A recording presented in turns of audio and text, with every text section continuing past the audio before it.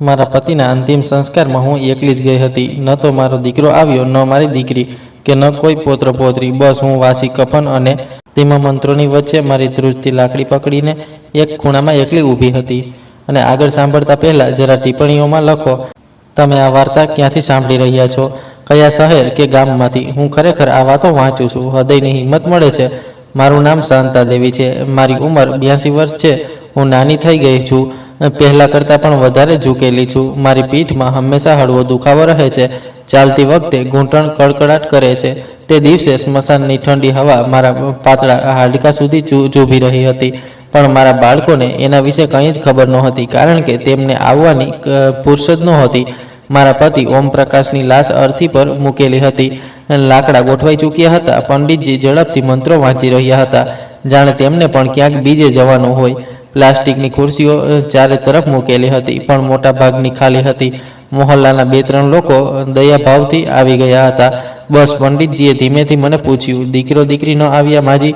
મેં હળવું સ્મિત કર્યું. મારા કરચલીવાળા ચહેરા પર તે સ્મિત જરા વિચિત્ર લાગતું હશે, કામમાં વ્યસ્ત હશે. મેં કહ્યું, આજકાલ બાળકોને ટાઈમ ક્યાં મળે છે પંડિતજી? દિલની અંદર જે ચુંબન હતી તે હું કોઈને દેખાડી ન શકી. સવારે જ મારા દીકરા રાજીવનો એક નાનકડો વોટ્સએપ મેસેજ આવ્યો હતો, સોરી માં, ખૂબ અર્જન્ટ મીટિંગ છે, નહીં આવી શકું. તમે હિંમત રાખજો. બસ આટલું. ન કોઈ કોલ, ન કોઈ અવાજ, બસ 2 લાઈન. મારી દીકરી નેહાએ તો સીધું કાલે જ કહી દીધું હતું, મમ્મી હું પાર્લરનો એપોઇન્ટમેન્ટ કેન્સલ કરી ન શકું. ખૂબ મુશ્કેલીથી સ્લોટ મળ્યો છે. પપ્પાને કહી દેજો હું આવતા અઠવાડિયે આવીને મળી લઈશ. આવતું અઠવાડિયું જાણે મરેલા માણસ રાહ જોતા હોય. જ્યારે મેં ચિતા પાસે ઊભા રહીને ઘીની છેલ્લી ધાર કરી, મારી આંગળીઓ ધ્રુજી રહી હતી. હું લાકડા પર ઘી નાખતા નાખતા વિચારી રહી હતી, ઓમ, તે આખી જિંદગી આ બાળકો માટે લોહી પસીનો વહાવ્યો અને તને વિદાય આપવા પણ ન આવ્યા. આગ તેજ થઈ રહી હતી. ધુમાડો મારી આંખોમાં જઈ રહ્યો હતો. પણ આજે જે સળગી રહ્યું હતું તે માત્ર લાકડી નહોતી, મારા અંદરનો એક ભરોસો પણ હતો.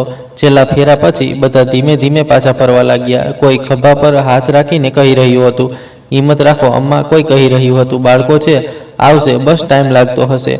હું બસ ચૂપ હતી. મારી પાસે કહેવા માટે કંઈ બચ્યું નહોતું. જ્યારે બધા ચાલ્યા ગયા, હું થોડીવાર ત્યાં એકલી ઊભી રહી. મારી લાકડી માટીમાં હળવેથી ઘસી રહી હતી. હું શ્વાસ સીધો કરવાની કોશિશ કરી રહી હતી. સામે સળગતા લાકડા હતા અને તેમની વચ્ચે ઓમનો ચહેરો જાણે ધુમાડામાં દેખાઈ રહ્યો હતો. હસતા હતા, તે જ જૂની સાદગીવાળી હસી. મેં બહુ ધીમા અવાજમાં, જેથી બીજું કોઈ ન સાંભળે, બસ તેને જ સાંભળાવી શકાય, કહ્યું, તમે ફિકર ન કરો ઓમપ્રકાશ. આ છેલ્લી સફરમાં માત્ર હું આવી છું. એના કારણે જ કાલથી વારસાનો હિસાબ પણ હું જ નક્કી કરીશ. જે આજે નથી આવ્યા, કાલે તેમના નામ પર 1 રૂપિયો પણ નહીં લખાયેલો હોય. ઘરે પાછા આવતા સુધીમાં મારો શ્વાસ ફૂલી ગયો હતો. ઓટોમાંથી ઉતરતી વખતે ડ્રાઈવરે પણ મારો હાથ પકડીને ઉતારવામાં મદદ કરી. હું નાના પગલાંથી ઘરના ગેટ સુધી પહોંચી. અમારું જૂનું મકાન હતું, 50 વર્ષથી વધારે થઈ ગયા હશે. તે જ તૂટેલો ગેટ જેને ઓમ દર વર્ષે કહેતા હતા, આવતા મહિને ઠીક કરાવી દઈશું, અને ક્યારેય કરાવ્યો નહીં. મેં જેમ તેમ ચાવી ફેરવી દરવાજો ખોલ્યો. અંદર ઘૂસતા જ તે ભારે ખામોશી મારી છાતી પર બેસી ગઈ. ઓમની ખુરશી ત્યાં જ પડી હતી, જ્યાં તે સાંજે બેસીને અખબાર વાંચતા હતા. ચંપલો પણ એવી જ સીધી રાખેલી હતી જેવી તે દર રાત્રે સૂતા પહેલાં મૂકીને જતા હતા. ટીવીનું રિમોટ તે જ ટેબલ પર પડ્યું હતું, જેની જગ્યા છેલ્લા 15 વર્ષમાં ક્યારેય બદલાઈ નહોતી. હું ધીમે ધીમે ચાલીને તેમની ખુરશી પાસે ગઈ. હાથથી તેમની પીઠને હળવેથી સ્પર્શ કર્યો, જાણે તે હજી પણ બેઠા હોય. ખુરશી ઠંડી હતી, લાકડી સખત હતી, અને મારું દિલ થોડું વધારે મુલાયમ થઈ ગયું. હું થાકીને રસોડામાં જઈને સ્ટીલના ગ્લાસમાં પાણી ભર્યું, બેસી ગઈ. હાથ ધ્રુજી રહ્યા હતા. ગ્લાસમાંથી પાણી થોડું છલકાઈ ગયું. પછી મેં મારો નાનકડો જૂનો મોબાઈલ ઉઠાવ્યો, આંખો પર ચશ્મા ઠીક કર્યા, સ્ક્રીન અનલોક કરી. સૌથી પહેલાં મારી નજર નેહાના સ્ટેટસ પર ગઈ. એક ફોટો હતો, નેહા તેની સહેલીઓ સાથે રેસ્ટોરન્ટમાં, બધાના હાથમાં જ્યુસના ગ્લાસ, હસીથી ભરેલા ચહેરા. કેપ્શન હતું, ગર્લ્સ બ્રંચ, જિંદગી એક જ છે, લાઈવ યોર બેસ્ટ લાઈફ. મેં સ્ક્રીન થોડી વાર સુધી જોઈ, પછી બીજું સ્ટેટસ ખોલ્યું. રાજીવનો ગોલ્ફ ગ્રાઉન્ડનો ફોટો, નવા ચળકતા ક્લબ સાથે. તેનું સ્મિત caption, perfect weather, perfect deal, hard work place off. મેં અંગૂઠો રોકી લીધો. મને લાગ્યું ફોન મારા હાથમાંથી પડી જશે. મારા પતિની ચિંતામાંથી ધુમાડો હજી આકાશમાં જઈ રહ્યો હતો અને તેમના બાળકો બેસ્ટ લાઈફ જીવી રહ્યા હતા. મેં ફોન ધીમેથી ટેબલ પર મૂકી દીધો. મારી ઝૂકેલી પીઠ ખુરશી પર ટેકવી અને છત તરફ જોવા લાગી. પંખો ફરી રહ્યો હતો પણ હવા પણ આજે થાકેલી લાગી રહી હતી. મેં મારી જાતને પૂછ્યું, શું ભૂલ મારી છે?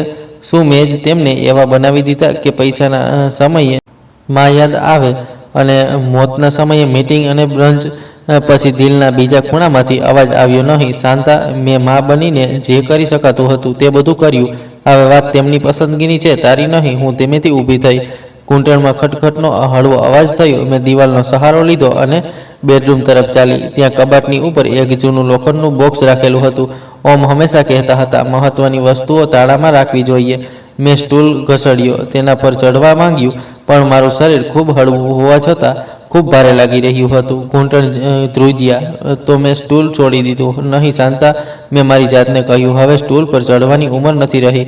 મેં કબાટના નીચેના ખાનામાંથી ચાવી કાઢી. નાનકડો સ્ટૂલ થોડો નજીક ખેંચ્યો, તેનો ખૂણો પકડીને હાથ ઉપર લંબાવ્યો. જેમ તેમ બોક્સ થોડું આગળ ખસેડ્યું, એટલું કે હું તેનું ઢાંકણું ખોલી શકું. ઢાંકણું ખુલતા જ જૂના કાગળોની ગંધ આવી. લગ્નના કાર્ડ, જૂના ફોટા, કેટલાક દાગીનાના ડબ્બા અને એક જાડું સફેદ કવર જેના પર ઓમે પોતાના સ્વચ્છ સીધા હાથે લખ્યું હતું, વિલ, વસિયત. મારી આંગળીઓ હળવે ધ્રુજી રહી હતી. મેં કવર કાઢ્યું, બેડ પર બેસીને ધીમે ધીમે ખોલ્યું. અંદર સ્પષ્ટ લખ્યું હતું, ઘર, પ્લોટ, બેંકના પૈસા, બધું રાજીવ અને નેહાના નામ પર બરાબર વહેંચવું. નીચે ઓમની સહી, બાજુમાં મારી. જ્યારે આ વસિયત બની હતી ત્યારે અમારા બંનેના મનમાં એક જ વાત હતી, બાળકોમાં બરાબરી હશે. આજ તો ન્યાય છે. પણ તે સમયે અમને એ ખબર નહોતી કે એક દિવસ અમારામાંથી કોઈની ચિતા સળગશે અને તે સમયે બરાબરી શબ્દ કરતાં વધારે જરૂરી વસ્તુ હશે, ઇન્સાનિયત. અને તે બાળકોની અંદર દેખાશે જ નહીં. મેં વસિયતની નકલ હાથમાં લઈને થોડી સેકન્ડ માટે આંખો બંધ કરી લીધી. મારા કરચલીવાળા ગાલ પર કોઈ આંસુ નહોતા, પણ છાતીની અંદર બધું પલળી ચૂક્યું હતું. મેં મારી જાતને ધીમે ધીમે કહ્યું, શાંતા, તે જિંદગીભર તેમના માટે કમાયું, બચાવ્યું, છોડ્યું. તેમણે બદલામાં શું છોડ્યું? એક મેસેજ, સોરી, અર્જન્ટ મીટિંગ છે. મેં માથું હલાવ્યું, નહીં, હવે નહીં. ઘણીવાર સુધી હું ત્યાં જ બેસી રહી. મારું નાનકડું શરીર પલંગના કિનારે પર વધુ નાનું લાગી રહ્યું હતું, જાણે હું આ ઘરના ફર્નિચરમાં ડૂબી ગઈ હોઉં. પણ મારી છાતીની અંદર એક નવી સીધી લાઈન ખેંચાઈ રહી હતી, જાણે કોઈએ ઝૂકેલી કરોડરજ્જુને હળવો સહારો આપી દીધો હોય. મારા મનમાં એક ચહેરો ઉભરી આવ્યો, કબીરનો, મારો પૌત્ર, નેહાનો દીકરો, એ જ છોકરો જે ઉનાળુ વેકેશનમાં કહ્યા વિના આવીને મારા આંગણામાં ઘાસ કાપી દેતો હતો, જે મારા માટે લાઇબ્રેરીમાંથી પુસ્તકો લાવતો હતો, જે હંમેશા કહેતો હતો, દાદી, મને તમારી સાથે વાત કરવી ગમે છે, તમે બોરિંગ નથી. જ્યારે પણ તે આવતો, તેના હાથમાં કોઈ બિલ નહોતું હોતું. કોઈ મમ્મીએ કહ્યું છે કે તમને પૂછી લઉં વાળો ડાયલોગ નહોતો. તે બસ આવતો, બે રોટલી મારી સાથે ખાતો અને જતો રહેતો. મેં વિચાર્યું, પૈસા તેના સુધી પહોંચવા જોઈએ જેણે પ્રેમ આપ્યો પણ છે અને લીધો પણ છે. હિસાબ વિના રૂમમાં અંધારું થવા લાગ્યું હતું. મેં ટ્યુબલાઇટ ચાલુ કરી, પણ તેની ફીકી ચમક મને વધારે થકવી રહી હતી. મેં વસિયતના કાગળને પાછું કવરમાં મૂક્યું, પણ આ વખતે તેના પર હાથ ફેરવીને બોલી, કાલથી તારા શબ્દો બદલાશે. મેં ધીમે ધીમે ઉઠીને ડ્રોઈંગ રૂમમાં રાખેલા જૂના ટેબલ તરફ ચાલવાનું શરૂ કર્યું, જ્યાં મારો મોબાઈલ રાખેલો હતો. મારા ઘૂંટણ દરેક પગલે યાદ અપાવી રહ્યા હતા કે હું ખરેખર ખૂબ વૃદ્ધ થઈ ચૂકી છું. પણ આજે મારા દિલમાં જે મજબૂતી હતી તે કોઈ યુવાન વ્યક્તિથી ઓછી નહોતી. મેં ફોન ઉઠાવ્યો, ચશ્મા ઠીક કર્યા, કોન્ટેક્ટ લિસ્ટમાં નીચે સ્ક્રોલ કરતાં વર્માજી વકીલ વાળો નંબર શોધ્યો. ઘણી સેકન્ડ સુધી હું સ્ક્રીનને જોતી રહી. આંગળી કોલરવાળા બટન પર અટકી રહી. દિમાગમાં એક જ અવાજ આવ્યો, શાંતા, છોડી દે બધાને, તેમના હાલ પર છોડી દે. આખરે માં છે તું ન. પછી બીજો વધારે સાફ, વધારે સખત અવાજ આવ્યો, તું માં છે, પણ તું પણ ઇન્સાન છે. તારી પાસે પણ હક છે. જો તે આજે નહીં બદલ્યું તો પછી ક્યારેય બદલી નહીં શકે. મેં ઊંડો શ્વાસ લીધો અને કોલ બટન દબાવી દીધું. બીજી તરફથી થોડીવાર સુધી બેલ વાગતી રહી. પછી એક જાણીતો ઠેહરાવભર્યો અવાજ આવ્યો, હેલો, વર્મા બોલી રહ્યો છું. મેં મારા સૂકા હોઠ પર જીભ ફેરવી, અવાજને સીધો કરવાની કોશિશ કરી અને બોલી, વર્માજી, હું શાંતા દેવી બોલી રહી છું, ઓમ પ્રકાશની પત્ની. અરે શાંતાજી. તેમના અવાજમાં ગભરાહટ અને દુઃખ બંને હતા. બહુ અફસોસ થયો સાંભળીને. હું આજે જ વિચારતો હતો તમને ફોન કરું. તમે કેમ છો? મેં હળવું હસવાની કોશિશ કરી. ઠીક છું, જે બચી છું, મેં કહ્યું, પણ વાત મારી તબિયતની નથી વર્માજી, વાત મારી વસિયતની છે. તેઓ ચૂપ થઈ ગયા, કદાચ સમજી ગયા કે હું ક્યાં વળાંક પર ઊભી છું. જી કહો, તેમણે નરમાઈથી કહ્યું. મેં ખૂબ સાફ, ખૂબ ધીમા પણ પૂરી મજબૂતીથી કહ્યું, મારે વસિયત બદલવી છે વર્માજી. તરત મારા દીકરા દીકરીના માથામાંથી બધું હટાવવું છે. બીજી તરફ થોડી સેકન્ડ માટે ખામોશી રહી. કદાચ તે પોતાના કાગળ કે દિમાગમાં કોઈ લાઈન જોડી રહ્યા હતા. પછી તેમણે પૂછ્યું, તમે પાક્કા છો શાંતાજી? આ નાનકડો નિર્ણય નથી. મેં મારી ઝૂકેલી પીઠ સીધી કરવાની કોશિશ કરી, જાણે ઓમ મારી પાછળ હાથ મૂકીને કહી રહ્યા હોય, સીધી ઊભી રહે શાંતા. મેં કહ્યું, હા વર્માજી. જે માણસ માટે મેં 55 વર્ષ રોટલીઓ શેકી, તેના જવાથી તેના પોતાના બાળકોને 1 કલાક પણ ન મળ્યો. હવે જે કંઈ મળશે તે તેના સુધી જશે. જે આવ્યો, જે ઊભો રહ્યો, જે રડ્યો, મારો પૌત્ર કબીર, બાકીના નામમાંથી બધું હટાવો. વર્માજીએ લાંબો શ્વાસ ભર્યો. ઠીક છે શાંતાજી. તેમણે કહ્યું, કાલે સવારે 10 વાગ્યે આવી જજો ઓફિસ. અમે બધા કાગળ તૈયાર રાખીશું. મેં ફોન કાપી દીધો. રૂમમાં ફરી તે જ ખામોશી હતી, પણ આ વખતે તે પહેલાંવાળી દર્દભરી ખામોશી નહોતી. આ થોડી અલગ હતી, જાણે લાંબા સમયથી દબાયેલી કોઈ સચ્ચાઈ ધીમે ધીમે હવામાં ભળવા લાગી હોય.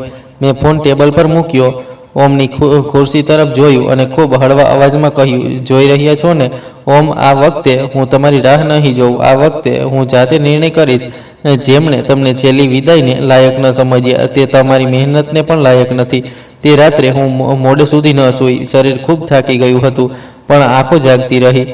પંખાનો હળવો અવાજ, રસોડાની ઘડિયાળનો ટીક ટીક, આ બધું મળીને જાણે એક નવું ગીત બનાવી રહ્યું હતું. એક વૃદ્ધ સ્ત્રીના દિલમાં જાગેલા હકનું ગીત. મેં છત તરફ જોતા મારી જાતને છેલ્લી વાર પૂછ્યું, શું તું ખોટું કરી રહી છે શાંતા? દિલે ખૂબ શાંત અવાજમાં જવાબ આપ્યો, નહીં. તું પહેલી વાર પોતાના માટે સાચું કરી રહી છે. અને બીજી સવારે જ્યારે હું મારી પાતળી શાલ ઓઢીને નાની નાની વાંકી આંગળીઓથી પર્સની જીપ બંધ કરી રહી હતી, મને ખબર હતી આજથી મારી જિંદગીનો આગામી હિસ્સો શરૂ થઈ રહ્યો છે. બાળકોએ જે દિવસે પોતાના પિતાને એકલા છોડી દીધા હતા, તે જ દિવસે તેમણે પોતાને મારી વસિયતમાંથી બહાર લખી દીધા હતા. હવે બસ કાગળ પર તે જ સચ્ચાઈની મહોર લગાવવાની બાકી હતી. બીજી સવારે મારા હાડકાં મારા ઈરાદા કરતાં વધારે વૃદ્ધ લાગ્યા, પણ મેં છતાં પણ ધીમે ધીમે મારી જાતને તૈયાર કરી. અને હા, જો તમે હજી પણ આ વાર્તા સાંભળી રહ્યા છો તો ટિપ્પણીઓમાં જરૂર લખજો, શું તમે વિચારો છો કે આવા બાળકોને વારસો મળવો જોઈએ કે નહીં? હું તમારી વાત વાંચીશ. મેં મારી જૂની હળવી સફેદ સાડી કાઢી, જેના પાલવનો કિનારો ઘસાઈ ગયો હતો. શાલ ખભા પર નાખી, વાળને નાના અંબોડામાં બાંધ્યા. અરીસામાં મારો ચહેરો જોયો.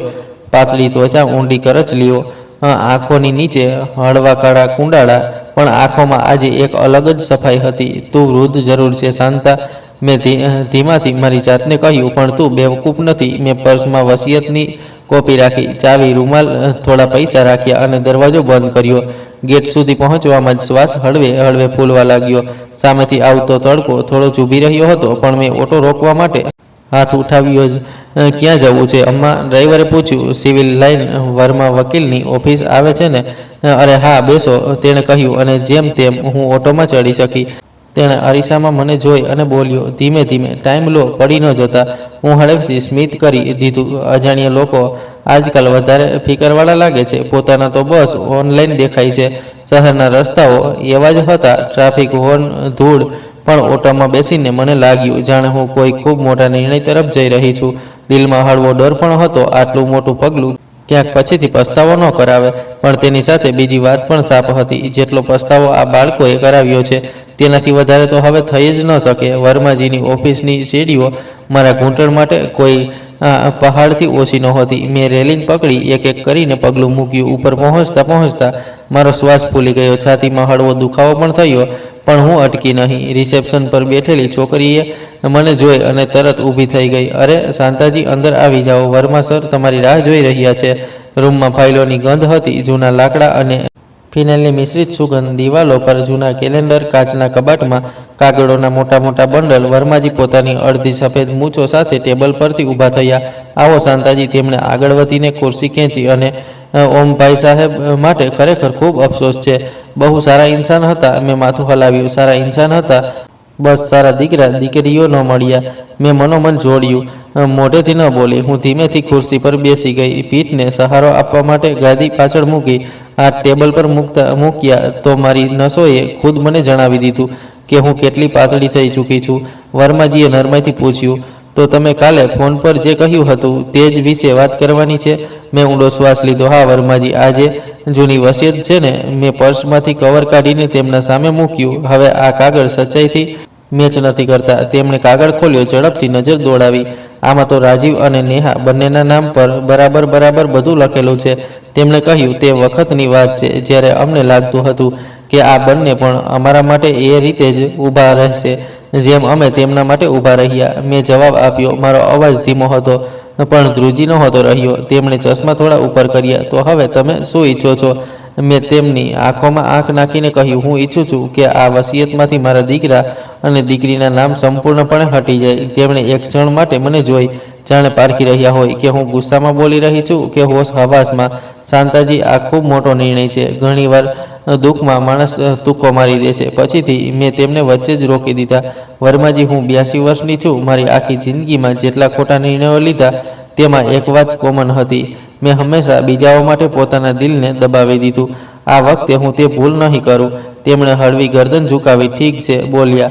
તો પછી આ બધું કોના નામ પર કરવા માંગો છો તમે? કોઈ ટ્રસ્ટને, કોઈ મંદિરને, કોઈ સંસ્થાને? મારા દિમાગમાં કબીરનો ચહેરો સાફ ઉભરી આવ્યો. તે નાનકડો છોકરો જે હવે લાંબો પાતળો યુવાન થઈ ચૂક્યો હતો, પણ જ્યારે પણ આવતો પહેલાં મારા પગ સ્પર્શ કરતો, પછી ફ્રીજ ખોલીને કહેતો, દાદી, કંઈ ખાવાનું છે? તમે ખાધું છે ને? મેં ધીમેથી કહ્યું, હું બધું મારા પૌત્ર કબીરના નામ પર કરવા માંગુ છું. વર્માજીએ કલમ હાથમાં લેતા પૂછ્યું, કબીર નેહાજીનો દીકરો? હા, મેં કહ્યું. તે બસ શરત એ છે કે આ બધું એવી રીતે થાય કે તેના મા બાપ તેના પર હાથ ન રાખી શકે. તે લોકો તેને પણ પોતાના માટે ઢાલ બનાવી લેશે. હું જાણું છું. વર્માજીના ચહેરા પર એક હળવી સમજદારીવાળી સ્મિત આવી. અમે તેના નામ પર એક ટ્રસ્ટ બનાવી શકીએ છીએ. તેમણે કહ્યું, ઇવોકેબલ ટ્રસ્ટ? મતલબ પછીથી કોઈ બદલી નહીં શકે જ્યાં સુધી તે એક ઉંમર સુધી ન પહોંચે. પૈસા અને જમીન જાયદાદ તેના માટે જ રહેશે, પણ કંટ્રોલ અમારા જેવા ટ્રસ્ટીઓના હાથમાં હશે. તેના અભ્યાસ, ઇલાજ, ઘર ગૃહસ્થી માટે પૈસા નીકળી શકે છે, પણ રાજીવ અને નેહાનો તેના પર કોઈ હક નહીં હોય. મેં અનુભવ્યું જાણે કોઈએ મારી છાતી પરથી ખૂબ જૂનો પથ્થર થોડો હટાવી દીધો હોય. કરી દો એવું જ. મેં તરત કહ્યું, કબીરને હું આપવા માગું છું, તેના મા બાપને નહીં. ફરક છે બંનેમાં. તે કંઈક નોટ્સ લખવા લાગ્યા કાગળ પર. તેમની કલમો ખટખટ અવાજ રૂમની ખામોશીમાં સાફ સંભળાઈ રહ્યો હતો. હું તમને કેટલાક સવાલ પૂછીશ, લખવા માટે જરૂરી છે. તેમણે કહ્યું, પૂછો. મેં કહ્યું. તેમણે બેઝિક વાતો પૂછી, ઉંમર, સરનામું, બેંક ડિટેલ્સ, પણ વચ્ચે મારી નજર બારીની બહાર જતી રહેતી. રસ્તા પર એક છોકરો પોતાની વૃદ્ધ દાદીનો હાથ પકડીને તેમને ધીમે ધીમે ચલાવીને લઈ જઈ રહ્યો હતો. મેં મનોમન વિચાર્યું, કાશ તે દિવસે ઓમની ચિતાના સમયે મારો પણ કોઈ એ રીતે જ હાથ પકડનારું હોત. વર્માજીએ પૂછ્યું, તમે આ બધું માત્ર એટલા માટે કરી રહ્યા છો કારણ કે તે લોકો અંતિમ સંસ્કારમાં ન આવ્યા? સવાલ સીધો હતો. મેં પણ સીધો જવાબ આપ્યો. જો માત્ર તે જ એક વાત હોત તો કદાચ હું હજી પણ આમને બધું આપી દેત. મેં કહ્યું, પણ વર્માજી, આ છેલ્લી કડી હતી. એના પહેલાંની બધી કડીઓ પણ તો છે. તેમણે હળવું માથું ત્રાંસું કર્યું, જાણે સાંભળવા માટે તૈયાર હોય. મેં પહેલીવાર આટલા વર્ષો પછી કોઈની સામે તે હિસાબ જોરથી બોલ્યો, જે હંમેશા કબાટની ફાઇલોમાં ચૂપચાપ પડ્યો રહ્યો હતો. જ્યારે રાજીવનો મોટો બિઝનેસ આઈડિયા ફેલ થયો હતો ને, મેં કહ્યું, તો બેંકનો લોન મારા દાગીના વેચીને ભરવામાં આવ્યો હતો. તે કહેતો હતો, માં, બસ આ એકવાર સંભાળી જાય પછી તમને કંઈ કરવાની જરૂર નહીં પડે. આજ સુધી 1 રૂપિયો પાછો નથી આવ્યો. નેહાના લગ્નમાં તેનું સપનું હતું 5 સ્ટાર હોટલ, મોટી જાન, ડિઝાઇનર લહેંગો. ઓમે કહ્યું, જેટલું થઈ શકે એટલું કરીશું. મેં કહ્યું, જે કમી રહેશે હું મારી એફડી તોડીને ભરી દઈશ. ફરી પણ જ્યારે નેહાના ઘરની છત ટપકતી રહી હતી, રાત્રે ફોન આવ્યો, મમ્મી, વરસાદમાં બાળકોનો રૂમ પણ પલળી રહ્યો છે. સવાર થતાં કોન્ટ્રાક્ટરને એડવાન્સ જતો રહ્યો મારા ખાતામાંથી. રાજીવની દીકરીના ઓપરેશન વખતે તે ખૂબ પરેશાન હતો. મેં મારા બચેલા ખૂચેલા પૈસા પણ મોકલી દીધા, પૂછ્યા વિના કે તેનું પોતાનું બચત ક્યાં છે. હું થોડી ક્ષણ ચૂપ રહી. મારો અવાજ ધીમો થઈ ગયો હતો, પણ તૂટી નહોતો રહ્યો. આ બધામાં મેં ક્યારેય હિસાબ નથી બનાવ્યો. મેં આગળ કહ્યું, કારણ કે તે સમયે લાગતું હતું કે આજ તો મા બાપનું કામ છે. પણ આજે જ્યારે ઓમની ચિતા સામે મેં ખાલી ખુરશીઓ જોઈ તો સમજમાં આવ્યું કે કદાચ અમે બંને દીકરા દીકરીના નામનો પ્રેમ અને દીકરા દીકરી માટે પોતાના ઇજ્જતનું બલિદાનમાં ફરક ન સમજ્યો. વર્માજી ગંભીર થઈ ગયા. ઘણા લોકો તમારી જગ્યાએ હોત તો કદાચ ડરી જાત. તેમણે કહ્યું. હું હસી, હળવી થાકેલી હસી. ડર મને પહેલાં લાગવો જોઈતો હતો જ્યારે હું એકલી હોસ્પિટલના બિલ ભરી રહી હતી અને બાળકો બસ સ્લીપ પર સહી કરી રહ્યા હતા. મેં કહ્યું, હવે તો બસ સચ્ચાઈ લખવાની છે. ડરવા જેવું બચ્યું જ શું છે? તેમણે કાગળ આગળ સરકાવ્યા. આ એમેન્ડમેન્ટ છે, જૂની વસિયતનું. તેમણે કહ્યું, અહીં સહી કરો. આ લાઇનથી તમારા દીકરા દીકરી સંપૂર્ણપણે બહાર થઈ જાય છે. આગામી લાઇનમાં લખ્યું છે કે તમારા પછી બધી સંપત્તિ કબીરના ટ્રસ્ટમાં જશે. મારા હાથોમાં હળવો કંપન હતો. મેં મારી આંગળીઓ થોડી કસીને પકડી, કલમ ઉઠાવી. કાગળ પર મારું નામ શાંતાદેવી લખતી વખતે મને લાગ્યું જાણે હું મારી કહાણીની છેલ્લી લાઇન ખુદ લખી રહી છું, કોઈ બીજાના હાથોથી નહીં. સહી પૂરી થતાં જ મેં કલમ મૂકી દીધી. દિલમાં એકદમથી હળવી ખુલ્લી જગ્યા અનુભવાઈ, જાણે કોઈ જૂનું વજન ઉતરી ગયું હોય અને હવે શરીરને નવી રીતે ઊભું થવાનું શીખવું પડી રહ્યું હોય. હવે કોઈ પાછળ નથી લઈ શકતું આ નિર્ણય. મેં પૂછ્યું. વર્માજીએ સાફ શબ્દોમાં કહ્યું, નહીં શાંતાજી, આ કાગળ ખૂબ મજબૂત છે. જો તમારા દીકરા દીકરીને પછીથી ખબર પણ પડી તો પણ તે કંઈ કરી નહીં શકે, બસ પડાશ કાઢી શકે છે, અદાલતમાં નહીં. મેં ધીમેથી માથું હલાવ્યું. ઠીક છે, મેં કહ્યું, પડાશ કાઢવાનો હક તો આપી જ શકું છું, પૈસાનો હક નથી આપી શકતી. થોડી વધુ સહીઓ, થોડી વધુ તારીખો, પછી કામ પૂરું થઈ ગયું. જ્યારે હું ઉઠીને જવા લાગી તો ખુરશી પરથી ઉઠવામાં થોડી વાર લાગી. ઘૂંટણે ફરીથી યાદ અપાવ્યું, વૃદ્ધ થઈ ગઈ છે તું. પણ છાતીમાં એક નાનકડો અવાજ આવ્યો, પણ સીધી ઊભી થઈ ગઈ છે તું. બહાર નીકળતી વખતે વર્માજી બોલ્યા, શાંતાજી, જો ક્યારેક એકલતા લાગે તો અહીં આવીને ચા પી લેજો, માત્ર કાગળો માટે ન આવતા. હું સ્મિત કરી દીધું. જો મારા બાળકો આ સાંભળી રહ્યા હોત તો હસતા. માએ તો વકીલને પણ દોસ્ત બનાવી લીધો, મેં વિચાર્યું, પણ મોઢેથી બસ એટલું બોલી, શુક્રિયા વર્માજી, આજે તમે મારી પીઠનો બોજ હળવો કરી દીધો. ઓટોમાં પાછા બેસતી વખતે મને લાગ્યું જાણે હવા થોડી વધારે સાફ લાગી રહી છે. કદાચ શહેર તેજ હતું, ધૂળ તેજ, ઘોંઘાટ તેજ, પણ મારા અંદર કંઈક બદલાઈ ગયું હતું. જ્યારે હું ઘરે પહોંચી તો ચાવી ફેરવતી વખતે હાથ પગ ધ્રુજ્યા, પણ આજે તે ધ્રુજતા હાથોને પણ હું કમજોરી નહોતી સમજી રહી. આ ઉંમરનું સત્ય હતું, ભૂલનું નહીં. મેં સૌથી પહેલાં ઓમના ફોટાની આગળ દીવો કર્યો. ફોટામાં તે હળવા સ્મિત કરી રહ્યા હતા. તેજ જૂની ભૂરી સ્વેટર, તેજ સાદી શર્ટ. મેં દીવાની જ્યોતને થોડી સીધી કરી અને ધીમેથી કહ્યું, જુઓ ઓમ, આજે મેં અમારા માટે ન્યાય કર્યો છે. હોઈ શકે છે કે લોકો તેને બદલો કહે, પણ આ ખરેખર બસ હિસાબ બરાબર કરવો છે. જેમને માત્ર અમારા પૈસા દેખાતા હતા, હવે તેમને અમારી કમી પણ અનુભવાશે. પણ ત્યાં સુધી મોડું થઈ ચૂક્યું હશે. બપોરની નજીક મારો ફોન વાગ્યો. હું રસોડામાં હતી, ગેસ પર ચા ચડાવેલી હતી. ઝડપથી ચાલીને જવાની હિંમત નહોતી તો નાના નાના પગલાંથી ડ્રોઈંગ રૂમ સુધી ગઈ. સ્ક્રીન પર નામ ચમકી રહ્યું હતું, કબીર. મારા દિલની ધડકન હળવી તેજ થઈ ગઈ. હેલો દાદી. તેનો અવાજ થોડો ધીમો ભારે લાગી રહ્યો હતો. હા બેટા, મેં ખુરશી પર બેસતા કહ્યું. બધું ઠીક છે? થોડી ચૂપકીદી રહી. પછી તેણે ધીમેથી કહ્યું, દાદી, મને આજે જ ખબર પડી કે દાદાજી નથી રહ્યા. મમ્મી પપ્પાએ મને કંઈ નહોતું જણાવ્યું. પડોશવાળી આંટી પાસેથી સાંભળ્યું. હું ખૂબ સોરી છું. તેના સોરીમાં તે વજન હતો જે મારા દીકરા દીકરીના બધા મેસેજમાં ક્યારેય નહોતો. મેં પળભર આંખો બંધ કરી. તું મોડો નથી બેટા, મેં કહ્યું. તારા માટે તો આ વાત આજે જ થઈ છે ને? તે જેવું સાંભળ્યું ફોન કર્યો. બસ મારા માટે આટલું જ પૂરતું છે. તેણે પૂછ્યું, અંતિમ સંસ્કાર થઈ ગયો? થઈ ગયો, મેં કહ્યું. પણ કોઈ વાંધો નહીં, તું જ્યારે ઈચ્છે આવીને તેમના રૂમમાં બેસી શકે છે. તે ખુરશી હજી પણ ત્યાં જ છે. તેનો શ્વાસ સામેથી ભારે સંભળાઈ રહ્યો હતો. હું આજે સાંજે આવી શકું છું? તેણે ખચકાઈને પૂછ્યું. તમે એકલા હશો? મારા ગળામાં કંઈક અટકાયું, પણ મેં અવાજને નરમ રાખ્યો. આવજે બેટા, મેં કહ્યું. તારા માટે તો હંમેશા જગ્યા જ છે અહીં. સાંજે તે આવ્યો, પહેલાં કરતાં લાંબો, પાતળો, પણ ચહેરો હજી પણ તેવો જ, માસૂમ, આંખોમાં સચ્ચાઈ. દરવાજો ખોલતી વખતે તેણે ઝૂકીને મારા પગ સ્પર્શ કર્યા. હું હળવી લથડી ગઈ. તેણે તરત હાથ પકડીને સંભાળી લીધી. ધીમે, દાદી, તે બોલ્યો. હું છું ને. અમે ડ્રોઈંગ રૂમમાં બેઠા. મેં તેના માટે ચા બનાવી, પોતાના માટે હળવું ગરમ પાણી. તે આખા ઘરને એ રીતે જોઈ રહ્યો હતો જાણે કંઈક બદલાઈ ગયું હોય. જ્યારે બહારથી તો લગભગ બધું એવું જ હતું. ખરેખર બદલાયું તો બસ માહોલ હતો. હવે આ ઘરમાં આશાનો એક કણ હતો જે પહેલાં નહોતો. દાદી, તેણે હિંમત કરીને પૂછ્યું, શું મમ્મી સાચું કહી રહી છે? તેમણે કહ્યું કે તમે ગુસ્સામાં વસિયત બદલી રહ્યા છો. મેં તેની આંખોમાં જોયું. ત્યાં ડર નહોતો, માત્ર ચિંતા હતી મારા માટે. હું ગુસ્સામાં નહીં, હોશમાં બદલી રહી છું બેટા, મેં કહ્યું. ગુસ્સો તો બહુ પહેલાં ખતમ થઈ ગયો હતો જ્યારે તેમણે પોતાના પિતાની ચિતા પર આવવું જરૂરી ન સમજ્યું. હવે બસ સચ્ચાઈને કાગળ પર ઉતારી છે. તે થોડી ક્ષણ ચૂપ રહ્યો, પછી ખૂબ ધીમેથી બોલ્યો, મને કંઈ જોઈતું નથી દાદી, હું બસ એ ઈચ્છું છું કે તમે ખુશ રહો. મને ડર લાગે છે કે બધા તમને ખોટી ખોટી વાતો બોલશે. મેં તેના ધ્રુજતા હાથ પર મારો પાતળો કરચલીવાળો હાથ મૂક્યો. મને પહેલીવાર જિંદગીમાં કોઈની વાતથી ડર નથી લાગી રહ્યો. મેં હસીને કહ્યું, અને તે જે કહ્યું ને તે તું ઈચ્છે છે હું ખુશ રહું.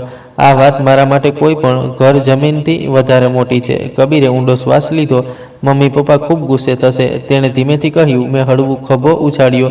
બેટા, જેણે પોતાના પિતા માટે આંસુ ન કાઢ્યા તે પૈસા માટે જેટલો ગુસ્સો કાઢે, મને કોઈ ફરક પડવાનો નથી.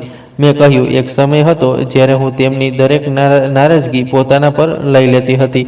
હવે તે દિવસો ચાલ્યા ગયા. હું ઉઠવા લાગી તો મારી ઘૂંટણે ફરી વિરોધ કર્યો. કબીર તરત ઊભો થઈ ગયો. બેસો દાદી, હું પાણી લઈ આવું છું, તે બોલ્યો. રસોડામાંથી તેના વાસણો હલાવવાનો અવાજ આવ્યો.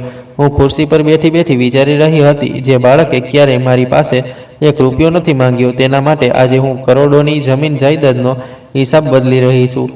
કદાચ ન્યાય આજ છે, બરાબર વહેંચવું નહીં પણ સાચા હાથોમાં આપવું. કબીર પાછો ફર્યો. 2 ગ્લાસ લઈને, એક પાણીનો, એક મારા માટે ગરમ.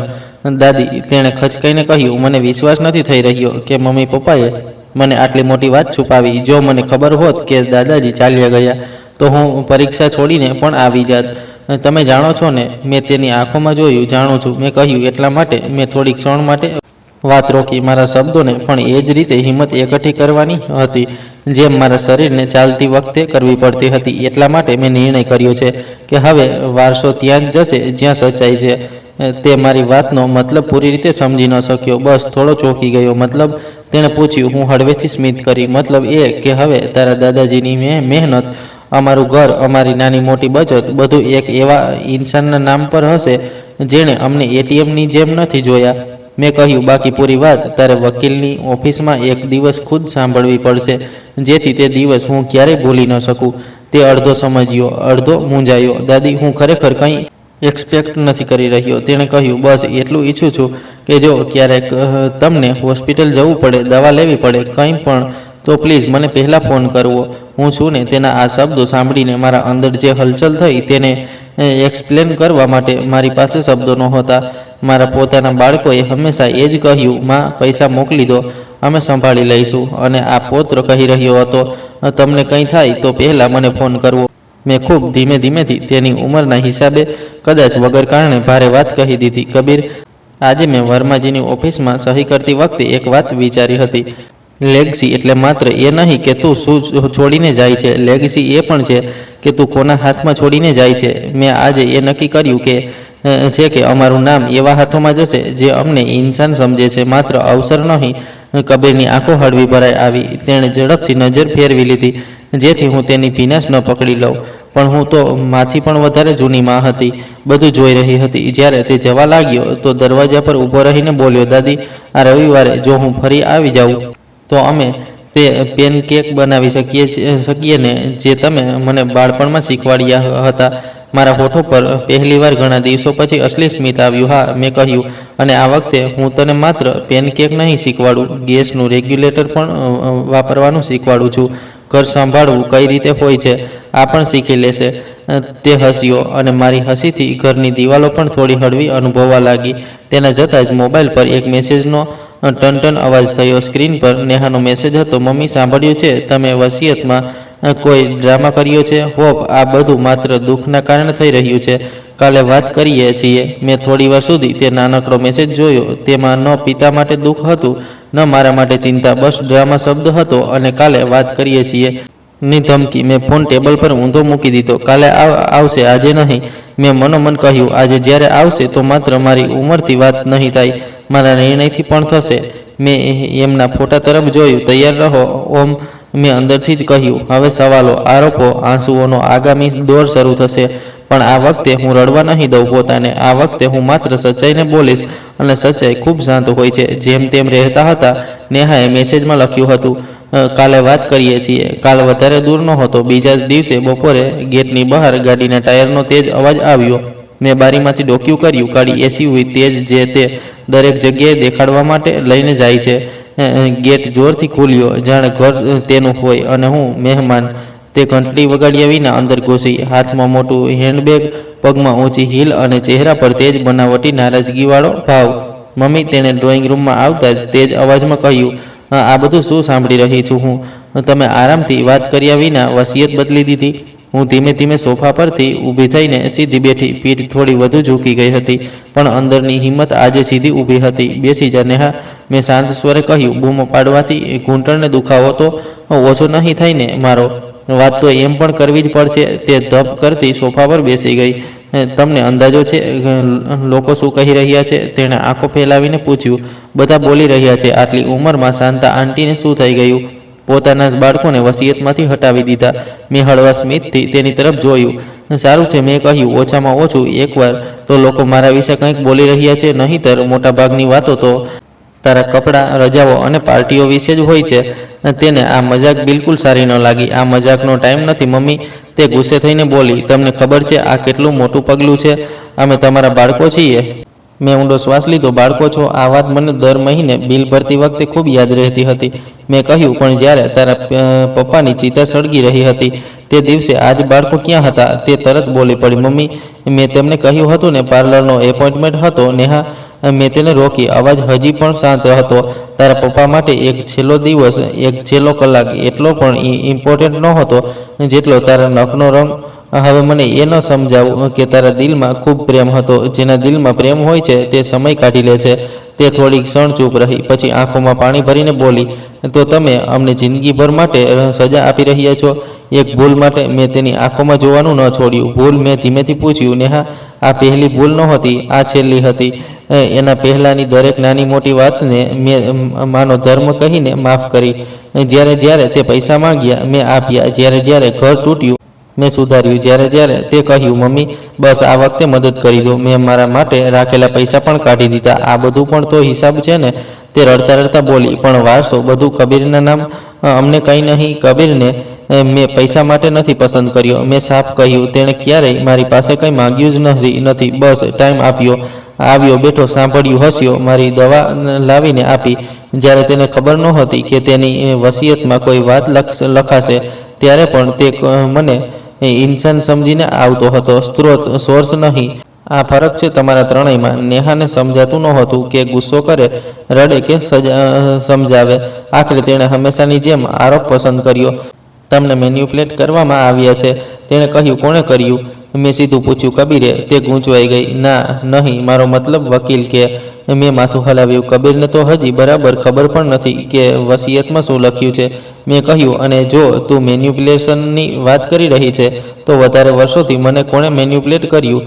તે તો તું અને રાજીવ હતા. મમ્મી, તમારા વિના અમે કઈ રીતે રહીશું? પ્લીઝ પૈસા મોકલી દો. હવે પહેલી વાર મેં પોતાના માટે વિચાર્યું છે. તો આ તને મેન્યુપ્યુલેશન લાગી રહ્યું છે? તે ઊભી થઈ ગઈ. ગુસ્સાથી સાલ ઝટકતા બોલી. ઠીક છે મમ્મી, તમે તમારી મરજી કરી લો, પણ યાદ રાખજો, કાલે જ્યારે સોસાયટીમાં લોકો બોલશે કે તમે તમારા જ બાળકોને કાપી નાખ્યા તો તમને પણ શરમ આવશે. મેં શાંત ભાવથી જવાબ આપ્યો. મને શરમ તે દિવસે આવી હતી નેહા, જ્યારે સ્મશાનમાં પંડિતે પૂછ્યું, દીકરો દીકરી ન આવ્યા? અને મારી પાસે કોઈ જવાબ નહોતો. હવે તો બસ સચ્ચાઈ છે, શરમ નહીં. તે પગ સ્પર્શ કર્યા વિના, પાછળ જોયા વિના બહાર નીકળી ગઈ. દરવાજો જોરથી બંધ થયો, પણ મારા અંદરની બારીઓ પહેલી વાર ખુલી રહી. બીજા જ દિવસે રાજીવ આવ્યો. આ વખતે ગાડી વધારે સાધારણ હતી, પણ ચાલ તે જ જૂની. હું સિચ્યુએશન સંભાળવા આવ્યો છું વાળી. સાથે તેની પત્ની પણ હતી. મિરેડિથ નહીં, પણ નામ માની લો, મીરા. હંમેશાની જેમ સાફ પ્રેસ્ડ કપડાં, મોઢા પર તે પ્લાસ્ટિકવાળી મીઠી સ્મિત. દરવાજા પર રાજીવે ધીમેથી ટકોર કરી. પછી મને જોતા જ બોલ્યો, માં અંદર આવી શકીએ? મેં દરવાજો પૂરો ખોલી દીધો. આવી જ ગયા છો તો અંદર કેમ ન આવી શકો? હું બોલી. ડ્રોઈંગ રૂમમાં તે બંને સોફા પર બેઠા, પણ આ વખતે તેમણે કોટ કે દુપટ્ટો ઉતારવાની પણ તસદી ન લીધી. જાણે બસ 5 મિનિટની મીટિંગ હોય. માં, અમારે વાત કરવી છે. રાજીવે સીધો મુદ્દા પર આવતા કહ્યું. નેહાએ જે જણાવ્યું, શું તે સાચું છે? તમે વિલ બદલી દીધી? હા, મેં ગોળ ગોળ ફેરવ્યા વિના કહ્યું. સાચું છે. વર્માજીની ઓફિસમાં કાલે જ ફાઇનલ કાગળ પર સહી થઈ છે. મીરાએ ખૂબ નરમ, ઓલમોસ્ટ દયાભરી અવાજમાં કહ્યું. આંટી, અમે સમજી શકીએ છીએ કે તમે દુઃખી છો, એકલું અનુભવી રહ્યા છો, પણ આવા નિર્ણયો ઇમોશનમાં લઈને પછીથી પસ્તાવો થાય છે. મેં તેની તરફ જોયું. તમારા સસરાની ચિંતાના સમયે તમે ક્યાં હતા મીરા? મેં સીધું પૂછ્યું. તે થોડી અસહજ થઈ. એક ખૂબ ઇમ્પોર્ટન્ટ ક્લાયન્ટ ડિનર હતો આંટી. તેણે કહ્યું. ફોરેન? ડેલિગેટ્સ હતા, મારી હાજરી જરૂરી હતી. મેં હળવું માથું ત્રાસું કર્યું. ઓહ, મેં ધીમાથી કહ્યું, તો ત્યાં તમારી હાજરી જરૂરી હતી. અહીં તમારા પિતાના પિતાની ચિતા પર તમારી ગેરહાજરી જરૂરી હતી. સમજી ગઈ? રાજીવે વચ્ચે આવતા કહ્યું, માં પ્લીઝ આ રીતે ન બોલો. હું માનું છું ભૂલ થઈ, મારે આવવું જોઈતું હતું, પણ તમે પણ તો સમજો, અચાનકથી બધું બદલાઈ જાય છે. સાંભળવું મુશ્કેલ હોય છે. મેં 55 વર્ષે અચાનક બદલાતા હાલાતમાં જિંદગી સંભાળી છે. રાજીવ, મેં કહ્યું, અને તને એક દિવસની રજા મુશ્કેલ લાગી રહી છે? તારા પિતાની છેલ્લી વિદાય માટે તે ચૂપ થઈ ગયો. થોડી સેકન્ડ સુધી રૂમમાં માત્ર ઘડિયાળનો ટીક ટીક અવાજ સંભળાતો રહ્યો. પછી મીરાએ એક અલગ એંગલથી કોશિશ કરી. આંટી, છોડો આ બધું, તેણે કહ્યું. પ્રેક્ટિકલ વાત કરીએ છીએ. પૈસા, ઘર, જમીન, જાયદાદ, આ બધું મેનેજ કરવું હોય છે. કબીર હજી બાળક છે, 17 વર્ષનો છે. તેને શું ખબર ફાઇનાન્સ, પ્રોપર્ટી, ટેક્સ, કંઈ પણ. તમે તેને બધું કઈ રીતે એકલા આપી શકો છો? મેં ખૂબ શાંત સ્વરે કહ્યું, હું તેને એકલા નથી આપી રહી. તેના માટે ટ્રસ્ટ બન્યું છે, વકીલ છે, બેંક છે, સિસ્ટમ છે. તેને બસ એ મળશે કે જરૂરતના સમયે કોઈ બીજું તેના પર માલિક બનીને. અમે તમારા માટે આટલું કર્યું નહીં બોલે. રાજીવે ઊંડો શ્વાસ લીધો. મતલબ તમે અમને બંનેને પૂરી રીતે કાપી રહ્યા છો? તેણે કહ્યું. તમને નથી લાગતું કે આ એક્સ્ટ્રીમ છે? એક્સ્ટ્રીમ તો તે દિવસ હતો જ્યારે તમે બંને એ વિચાર્યું કે તમારા બાપનું મોત પણ તમારા શેડ્યુલની નીચે આવી શકે છે. મેં કહ્યું, હું તો બસ તે દિવસની સચ્ચાઈને કાગળ પર લખી રહી છું. તે થોડા કઠોર સ્વરમાં બોલ્યો. તમને ખબર છે લોકો શું વિચારશે? કે અમે ખરાબ બાળકો છીએ? તમે બિચારી માં છો. મેં વચ્ચે જ કાપી દીધું. જે લોકો મને જાણે છે તેમને ખબર છે મેં શું કર્યું છે જિંદગીભર. મેં કહ્યું, અને જે નથી જાણતા તેમની વિચારથી મારે શું લેવા દેવા? એમ પણ તમે લોકો કઈ વાતથી વધારે પરેશાન છો, લોકોની વિચારથી કે પૈસાના લોસથી? ત્યાં અકળાઈ ગયો. સીધે સીધું બોલી પડ્યો. ઠીક છે માં, જો તમે અમારી કોઈ વાત માનવા તૈયાર જ નથી તો પછી અમારે પણ અમારા રસ્તા જોવા પડશે. તેના અવાજમાં તે જૂની ધમકી છુપાયેલી હતી. અમે પણ દૂર થઈ જઈશું. આ વખતે તે હથિયાર પહેલા જેવો ન લાગ્યો. મેં શાંતિથી કહ્યું, તમે પહેલાથી જ દૂર છો રાજીવ. બસ ફરક એટલો છે કે હવે દૂર રહીને પણ મારા પૈસાના હિસાબ પર તમારું નામ નહીં રહે. મીરાએ ખુરશી પરથી ઊભા થતાં કહ્યું, આ લીગલ મેટર છે આંટી. અમે પણ અમારા લોયર સાથે વાત કરીશું. મેં ખભો ઉછાળ્યો. જરૂર કરજો. મેં કહ્યું, પણ એના પહેલાં એકવાર પોતાના જમીર સાથે પણ વાત કરી લેજો. કદાચ તે પણ કંઈક બોલવા માંગે. તે બંને ચાલ્યા ગયા. દરવાજો આ વખતે હળવેથી બંધ થયો. કદાચ તેમણે પણ ખબર હતી કે અહીં જોરથી દરવાજો પછાડવાથી કંઈ બદલાશે નહીં. 2-3 દિવસ પછી વર્માજીનો ફોન આવ્યો. શાંતાજી, તેમણે કહ્યું, મેં વિચાર્યું તમને જણાવી દઉં. તમારા દીકરા દીકરીએ આજે ઓફિસમાં આવીને ઘણું બબાલ કર્યું. ખૂબ ગુસ્સામાં હતા, સવાલો કરી રહ્યા હતા, ધમકી આપી રહ્યા હતા. મેં બધું લીગલ લેંગ્વેજમાં સાફ કરી દીધું. હવે કંઈ બદલાઈ નહીં શકે. અને કબીર? મેં પૂછ્યું. વર્માજીનો અવાજ થોડો નરમ થઈ ગયો. કબીર પણ સાથે હતો. તેમણે કહ્યું, પણ તે કંઈ ન બોલ્યો. બસ એક ખૂણામાં ઊભો રહ્યો. જ્યારે મેં વિલની નવી કોપી જોરથી વાંચી, જેમાં અંતમાં લખ્યું હતું કે મારી બધી સંપત્તિ મારા પૌત્ર કબીરના નામ પર બનાવેલા ટ્રસ્ટમાં ટ્રાન્સફર થશે, ત્યારે તેણે બસ મારી તરફ જોયું. પછી ચૂપચાપ આંખો લૂછી લીધી. મારું દિલ હળવું ધ્રુજ્યું. રાજીવ અને નેહા ચીસો પાડ્યા, ચિલ્લાયા. વર્માજી બોલ્યા, કહેવા લાગ્યા કે આ બધું મેન્યુપ્યુલેશન છે, મને બહેકાવવામાં આવી છે. અમે કેસ કરીશું. મેં તેમને સાફ લીગલ રીતે જણાવી દીધું. તમે કેસ કરી શકો છો, પણ જીતી નહીં શકો. પછી તેમને બહાર નીકળવું પડ્યું. જતાં જતાં તેમણે કબીર પર પણ ગુસ્સો કાઢ્યો, પણ તે કંઈ ન બોલ્યો. બસ એક જ લાઈન બોલ્યો, મેં દાદી પાસે ક્યારેય કંઈ માગ્યું નથી. જે કંઈ પણ છે તેમનો પોતાનો નિર્ણય છે. ફોન મૂકતી વખતે વર્માજીએ છેલ્લી વાત કહી. આજે ખૂબ કમજોર લાગી રહ્યા હતા તમારા બંને બાળકો શાંતાજી. તાકાત માત્ર તે કાગળોમાં હતી જેના પર તમારી સહી હતી. મેં ફોન મૂકીને ઓમના ફોટા સામેના દીવાની જ્યોતને સીધી કરી. જોઈ લીધું ને તમે ઓમ? મેં અંદરથી જ કહ્યું. આજે તેમનો અવાજ ઊંચો હતો, પણ તેમના હાથ ખાલી હતા. મારા હાથ ધ્રુજે છે, પણ કાગળ મજબૂત છે. થોડા અઠવાડિયા વીતી ગયા. હવામાં હવે ઠંડક વધી ગઈ હતી. સવારમાં તડકામાં પણ હળવી ઠંડી લાગવા લાગી. કબીર અવારનવાર આવતો જતો રહ્યો. ક્યારેક રેલિંગ ઠીક કરતો, ક્યારેક લીક થઈ રહેલો નળ, ક્યારેક બસ ચૂપચાપ બેસીને મારી સાથે ચા પીતો. એક દિવસ તે કાગળોની ફાઇલ લઈને આવ્યો. દાદી, તેણે કહ્યું, આ બેંકવાળા પેપર્સ છે ટ્રસ્ટના, પણ હું ઈચ્છું છું કે તમે પણ જોઈ લો, સમજી લો. તમે જ્યાં સુધી છો, હું ઈચ્છું છું કે દરેક નિર્ણયમાં તમારી સલાહ રહે. મેં તેની તરફ જોયું. બેટા, આ હવે બધું તારું છે. મેં ધીમેથી કહ્યું. મેં તો મારો હિસ્સો કરી દીધો. તેણે મારી આંખોમાં જોતા કહ્યું, નહીં દાદી, આ બધું અમારું છે. તમારું અને મારું પ્રોપર્ટી કાગળ પર મારા નામ પર હોઈ શકે છે, પણ કહાનીમાં તમારું નામ હંમેશા ઉપર રહેશે. તેની આ વાત સાંભળીને મારા ગળામાં ફરીથી તે જ જૂની ગાંઠ આવી, પણ આ વખતે તે મીઠી હતી. અમે બંનેએ મળીને કાગળો જોયા. હું દરેક લાઈન પૂરી રીતે ન સમજી શકી, પણ મને આ સાફ દેખાઈ રહ્યું હતું. કબીર દરેક વસ્તુને પ્લેબોયની જેમ નહીં પણ જવાબદાર માણસની જેમ જોઈ રહ્યો હતો. મને પૈસા કરતાં વધારે ઘરની ચિંતા છે દાદી, તેણે કહ્યું. હું ઈચ્છું છું કે આ ઘર માત્ર તમારા પછી પણ ઓમલઈ કે શાંતા નામથી જ ઓળખાય. કોઈ બિલ્ડર આવીને તેને તોડીને ફ્લેટ ન બનાવી દે. હું સામેના હિસ્સામાં નાનકડી કમ્યુનિટી સ્પેસ બનાવવા માંગુ છું. કોના માટે? મેં પૂછ્યું. તે થોડો શરમાતા બોલ્યો. મારા મિત્રો કહે છે તમારા જેવા વડીલો માટે કોઈ જગ્યા હોય તો સારું રહેશે, જ્યાં તે બસ બેસીને વાત કરી શકે, ચા પી શકે, પોતાના મનની સંભળાવે. મોટા ભાગના લોકોના બાળકો તો તમે જાણો જ છો. હું હળવેથી હસી. મતલબ ઓલ્ડ એજ ક્લબ? મેં ચીડવતા કહ્યું. નામ કંઈ પણ રાખીશું, કામ તે જ હશે. તે બોલ્યો. હું ઈચ્છું છું કે આ ઘર તમારા નામનું હોય, માત્ર કાગળ પર નહીં, લોકોની યાદોમાં પણ. મેં તેની તરફ જોઈને બસ એટલું કહ્યું. શુક્રિયા બેટા, તે મારા નિર્ણયને વધારે પણ સાચો બનાવી દીધો. તે જ સાંજે જ્યારે તે ચાલ્યો ગયો, મેં ધીમે ધીમે રેડિયો ઓન કર્યો. જૂના ગીતો ચાલી રહ્યા હતા. હું રસોડામાં ગઈ, પોતાના માટે એક કપ હળવી મીઠી ચા બનાવી અને ડ્રોઈંગ રૂમમાં પાછા આવીને ઓમની ખુરશી પર નહીં, પોતાની ખુરશી પર બેસી ગઈ. પહેલી વાર અનુભવ્યું આ ખુરશી પણ મારી છે. હંમેશા મને લાગતું હતું કે આ ઘરમાં માત્ર રોલ્સ છે, પત્ની, માં, દાદી.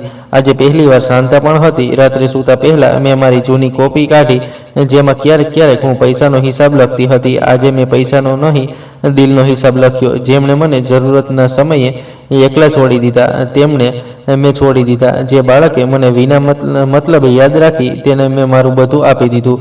આ બદલો નહીં, ત્રાજવું સીધું કરવું હતું, અને હું શાંત છું. છેલ્લી લાઈન લખતા લખતા કલમ થોડી ધ્રુજી, પણ શબ્દો સાફ નીકળી ગયા. મેં કોપી બંધ કરી, બત્તી બુજાવી અને વિચાર્યું, આજે જો મોત પણ આવી જાય તો ડર ઓછો લાગશે, કારણ કે મેં મારો છેલ્લો નિર્ણય કોઈ બીજાના ડરથી નહીં, પોતાની સચ્ચાઈથી લીધો છે. હવે જો તમે આ વાર્તા અહીં સુધી સાંભળી ચૂક્યા છો, તો હું તમને એક વાત કહેવા માંગુ છું. જો તમે પણ ક્યારેક પોતાને બેકાર, એકલું, માત્ર ઉપયોગી અનુભવો, તો યાદ રાખજો, તમારા હાની પણ કિંમત છે, અને તમારા નાની પણ. વારસો માત્ર પૈસા નથી હોતો, ઇજ્જત પણ હોય છે, અને તે ત્યાં જ લખાવી જોઈએ જ્યાંથી ખરેખર પ્રેમ મળે છે, માત્ર માંગ નહીં. જો આ કહાનીએ તમારા દિલમાં ક્યાંક થોડો પણ સત્યનો સ્પર્શ કર્યો હોય, તો ટિપ્પણીઓમાં જરૂર લખજો. તમે શું કરત જો તમે શાંતા દેવીની જગ્યાએ હોત? અને જો તમે આવી જ બીજી સચ્ચાઈને સ્પર્શતી વાર્તાઓ સાંભળવા માંગતા હો, તો ચેનલને સબસ્ક્રાઈબ કરો, વિડીયોને લાઇક અને શેર કરો, જેથી બીજા લોકોને પણ સમજ આવે. ચૂપ રહેનારી વૃદ્ધ સ્ત્રી પણ એક દિવસ પોતાનો હિસાબ ખુદ લખી શકે છે.